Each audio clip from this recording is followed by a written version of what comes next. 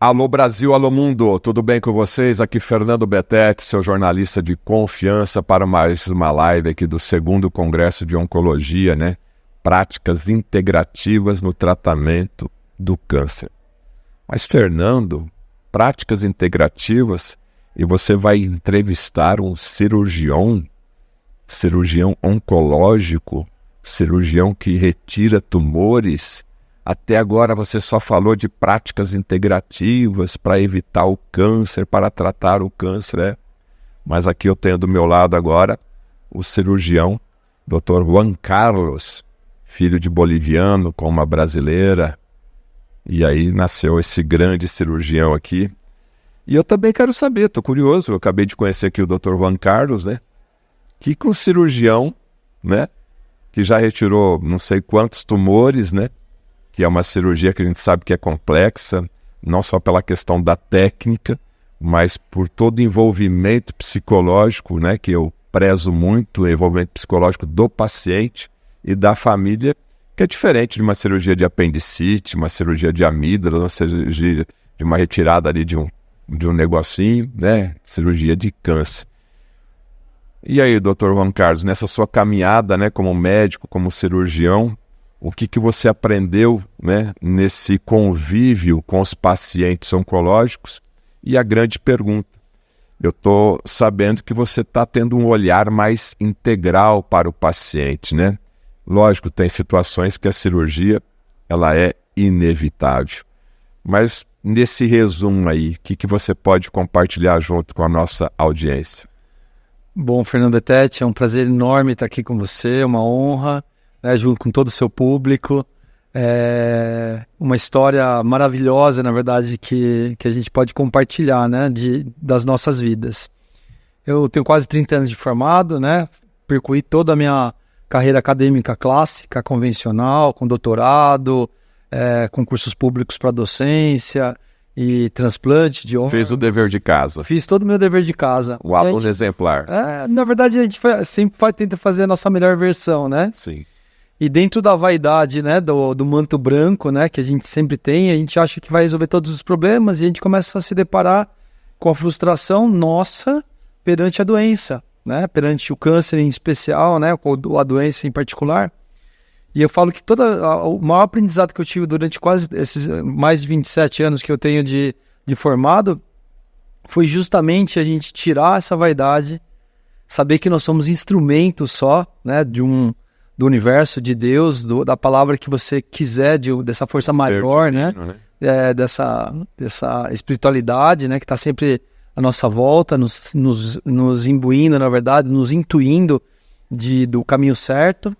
E aí, dentro de todas as cirurgias que eu fui saindo, fui vendo, na verdade, que o nosso poder era limitado, entrou o jeito diferente, um olhar diferente de ver o câncer do ponto de vista de alteração metabólica, de alteração funcional da nossa saúde, do nosso corpo, das toxinas, das nossas emoções como gatilhos para o câncer. Então, do olhar cirurgião, você foi totalmente ao contrário, né? Porque você via ali o tumor ali no órgão, ali no paciente, né? Campo aberto ali, aí você começou a se questionar, né? Por que chegou nesse estágio? Exato. Né? Por que apareceu aquele câncer?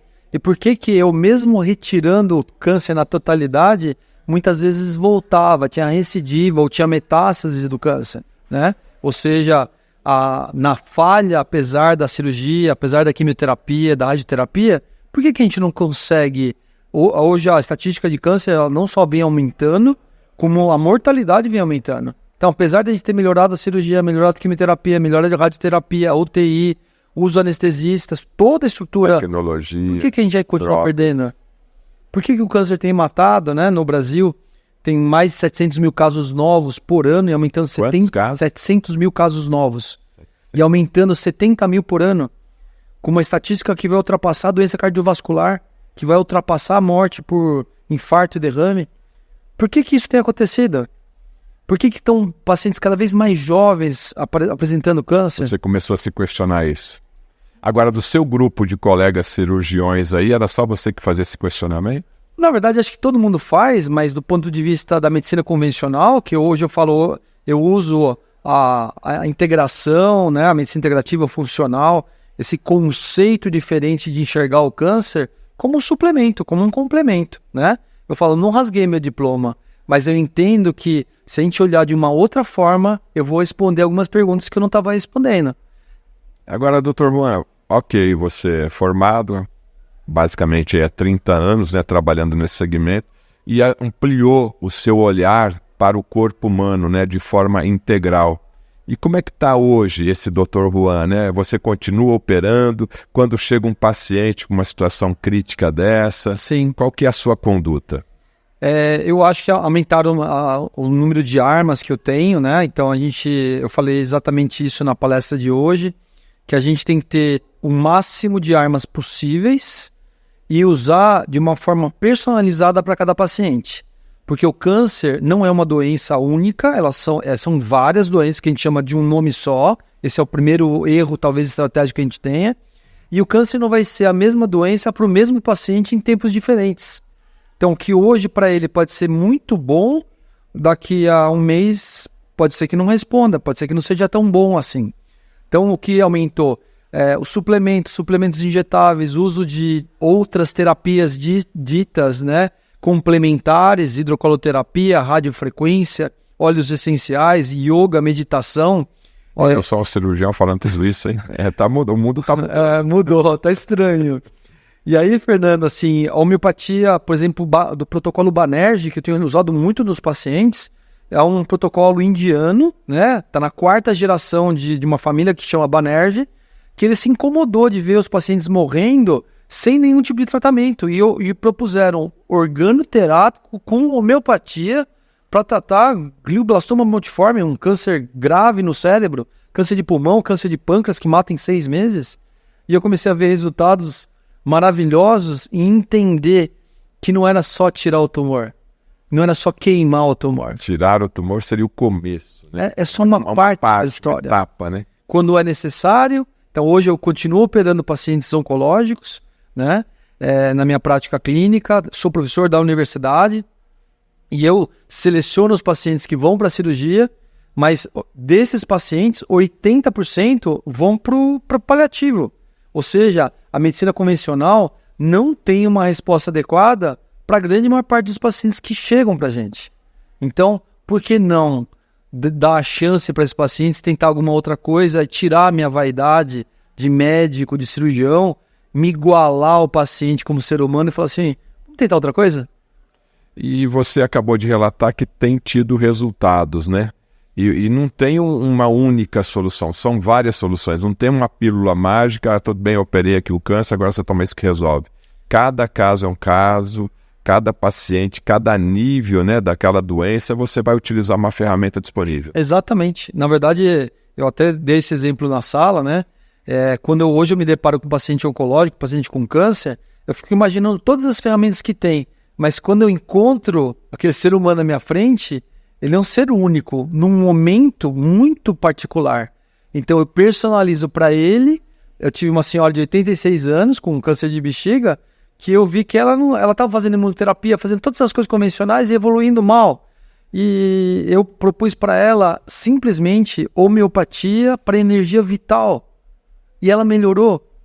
Ou seja, eu sabia que dentro das condições financeiras que ela tinha, das condições emocionais, da espiritualidade dela, ela não precisava de remédios caríssimos, nem de tratamentos complexos. Ela precisava só restabelecer a energia vital dela.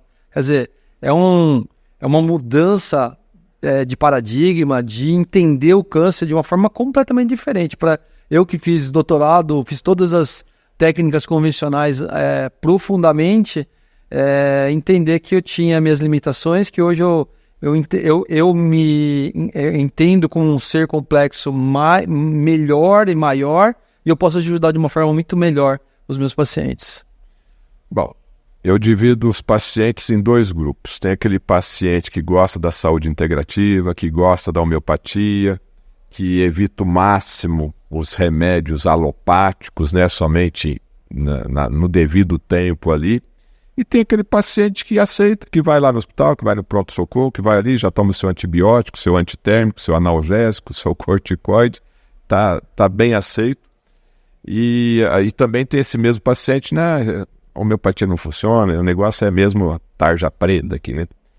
Como que é a reação desses pacientes, desse grupo que eu relatei aqui para ti, Dr. Juan Carlos, né? Que está acostumado a tomar um antibiótico, tomar um remédio ali, aí você vai lá, não, agora você vai tomar aqui um outro tipo de medicamento, você vai aqui, às vezes, usar um óleo essencial, você vai usar uma outra conduta, você vai andar descalço aqui numa grama. Como que é a reação deles? Então, Fernando, tem um dado interessante, né, que nos Estados Unidos, os pacientes oncológicos, pacientes com câncer, né, eles procuram, 75% dos pacientes procuram medicinas complementares, tratamentos holísticos, tratamentos suplementares. Mas só 15% relata para o médico convencional.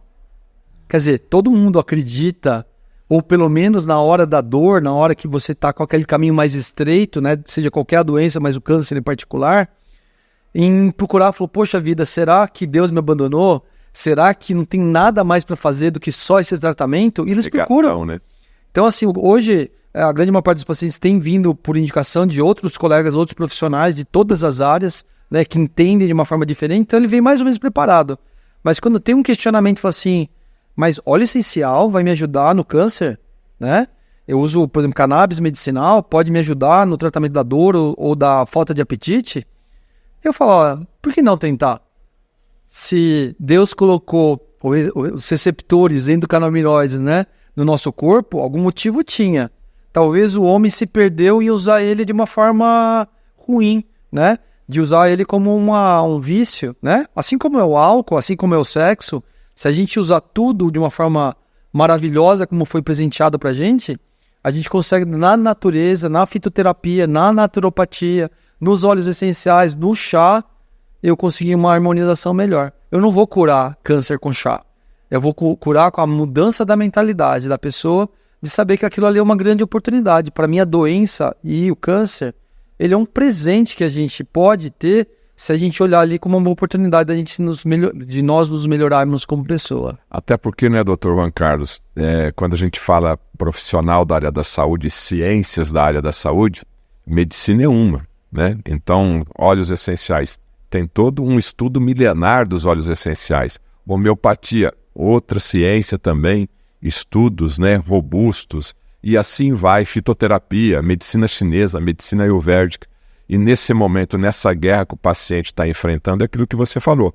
Pelo amor de Deus, né? O que tem aí para poder me ajudar? E o que mudou na sua vida utilizando todo esse arsenal? Há quanto tempo, né? Até para recapitular aqui, há quanto tempo você aprendeu todo esse novo arsenal? E como é que você tem tido a receptividade desse público aí? Eu, na verdade, durante toda a minha formação convencional, fui tendo alguns contatos, né? Falo que eu fui sendo chamado, né, por um grande amigo, que é o Alexandre Barão Acunha, que é do Paraná, lá de Ponta Grossa, Juliano Teles, que é de Tatuí, eles todos tinham feito, na época, pós-graduação, né, com o Lair Ribeiro, e eles foram me falando, olha, você tem que procurar outro caminho, você tem que procurar outro caminho. E aí, nos últimos 5 anos, eu mais aprofundadamente, eu comecei a me pesquisar mais, fiz pós-graduação, né, Lair Ribeiro, Ítalo Rachid, terapia neural, uso de frequenciais, e aí fui me aprofundando no tema para entender que existiam outras possibilidades e mostrar para o paciente que ele pode ser complementar, que não precisa ser uma briga da medicina convencional, como alguns médicos do convencional acham que é. Ele está querendo tratar com cúrcuma. Eu falei, você me desculpa, na verdade, a medicina convencional não tem 200 anos. A medicina chinesa e ayurvédica tem mais de 5 mil anos, 5, 6, 8 mil anos. A cúrcuma tem uso prescrito de mais de 6 mil anos como antioxidante, anti-inflamatório e anticâncer. Então, assim, não é tirar o brilho das evidências científicas da modernidade. É só complementar e trazer novas ferramentas. Como você me perguntou, Fernando, os resultados que eu tenho visto são brilhantes, porque eu não olho mais para o tumor. Eu não olho mais para a doença só, eu olho para o paciente. E me importa muito mais o paciente que eu estou tratando do que a doença que ele tem. Como diria o William Osler, né? um médico famoso, né, da medicina convencional. Agora, essa questão aí de você dar esse suporte você só dá esse suporte para os seus pacientes que foram operados, ou seja, teve que tirar o tumor, e aí você entra com todo esse arsenal que está à disposição para que o pós-cirúrgico tenha sucesso e a recidiva fique afastada aí por uns 80, 100 anos, né? Sim. No caso. Ou você também já está atendendo pacientes que para tentar evitar cirurgia? Como é que é esse dia a dia? Na verdade, assim, eu trato tanto a ponta já do câncer avançado e opero os pacientes, se é dentro de um hospital convencional. E tem muitos amigos meus, eu opero só em locais que eu tenho amigo, que eu confio como cirurgião, né? Então eu integro a equipe, opero o paciente, eles continuam o cuidado do paciente, né? Nesses lugares é uma medicina convencional. Muitas vezes eu tento falar para eles não perderem a fé, para procurarem outras possibilidades, além de não abandonarem o tratamento convencional, mas procurar outras alternativas. Mas é pontual. Quando os pacientes me procuram para o tratamento integral, aí muda. Aí eu ofereço todas as armas. Aí eu falo, não precisa ser só a cirurgia. Vamos fazer, eu quero fazer quimioterapia. Vai fazer, ótimo. Me indicaram radioterapia. Vou dar um exemplo de um paciente. Chegou para mim de cadeira de roda, câncer de pulmão avançado, já tinha sido abandonado, né? Ele estava fazendo uma quimioterapia paliativa, ele não estava caminhando, 62 anos, um cara jovem, jogou bola a vida inteira, e aí chega desencanado, metástase no cérebro, metástase na calota craniana, metástase na coluna, não conseguia andar por causa disso. Olha, vamos tentar, mas você acha que eu posso sobreviver mais que um mês, como me falaram? Falei, sim. Falei, acredita em Deus? Acredita que pode ter uma coisa a mais do que tudo isso? Vamos lá. Homeopatia, protocolo Banerjee, frequenciais, injetáveis, cúrcuma, todas as armas possíveis, personalizadas para aquele paciente. Essa história faz 1 ano e 7 meses. Ele falou, vou operar o cérebro, ótimo. Vou fazer radioterapia, ótimo. Operou, tirou do cérebro uma cicatriz. Não tinha célula plásica. Fez PET scan, exame específico para ver se tem câncer no corpo dele, não tem atividade da doença. E tratou com homeopatia? Não. Ele entendeu que dependia dele a cura dele. E agora está controlado, né? Acho que não é prometer coisas que são impossíveis. É só falar para ele, eu não sei o que aconteceu, mas em 1 ano e 7 meses você não morreu como programado, você não tem nenhuma atividade da doença existindo e você continua convivendo com seus familiares. Ele falou, doutor, estou fazendo fisioterapia e acho que eu vou voltar a jogar bola. Eu falei, tenho certeza que sim. História, hein? Que história. Isso para você, enquanto médico... Eu já teria condenado ele lá atrás, junto com todos os meus colegas, né? E eu falo, não é... A gente acredita...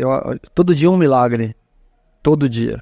Sim. A gente só tem que saber se curar das dores nossas, da nossa infância, da nossa criança ferida, entender que hoje eu tenho que ser uma pessoa melhor do que ontem e ajudar esses pacientes que estão condenados, né, na fila da morte, a falar, será que não tem um outro caminho?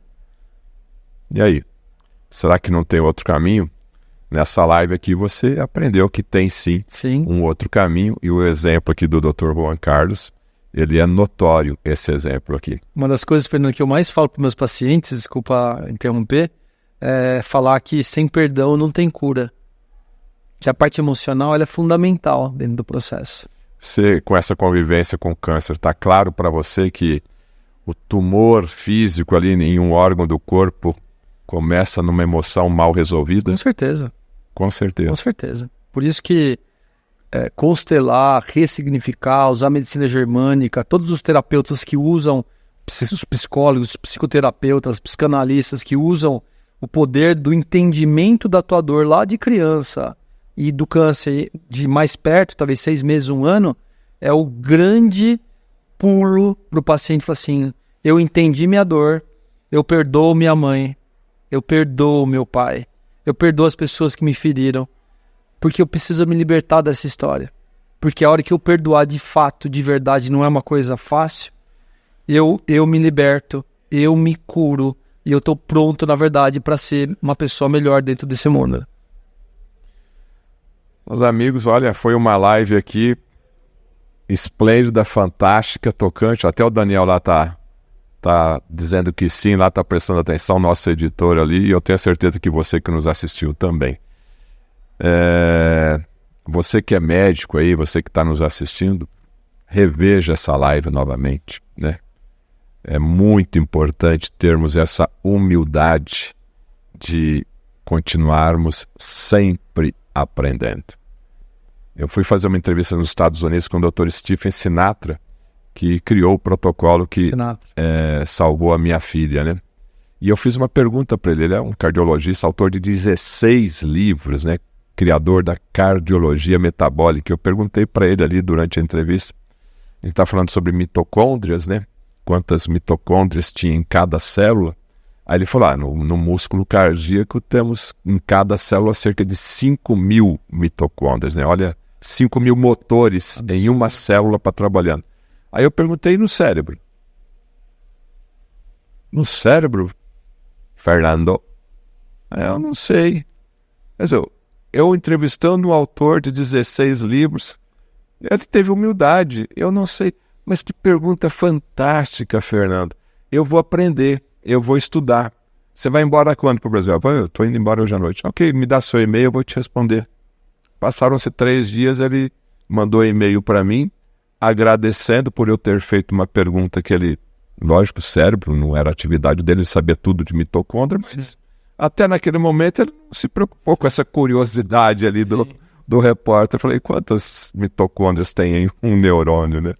Aí ele, logicamente, lá perguntou, foi estudar e teve acesso à informação. Depois ele me mandou o e-mail para mim. Eu falei, no neurônio tem cerca de 2.000 mitocôndrias, né? Em média, né? Então você vê, eu estou dando esse pequeno exemplo, que é humildade, né?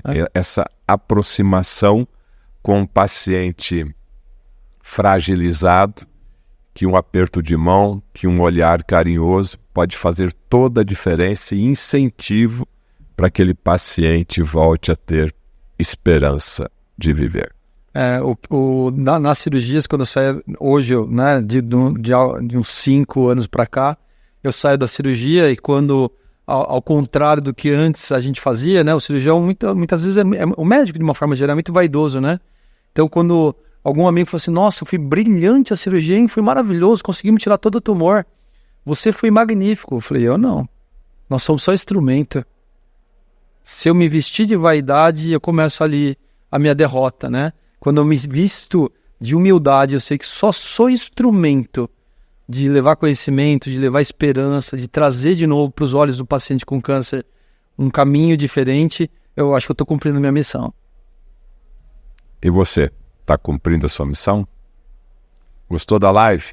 Deixa o positivo, compartilha essa live aí no grupo aí dos cirurgiões, no grupo dos médicos, no grupo da família, no grupo da empresa, porque existe sim uma outra opção para você.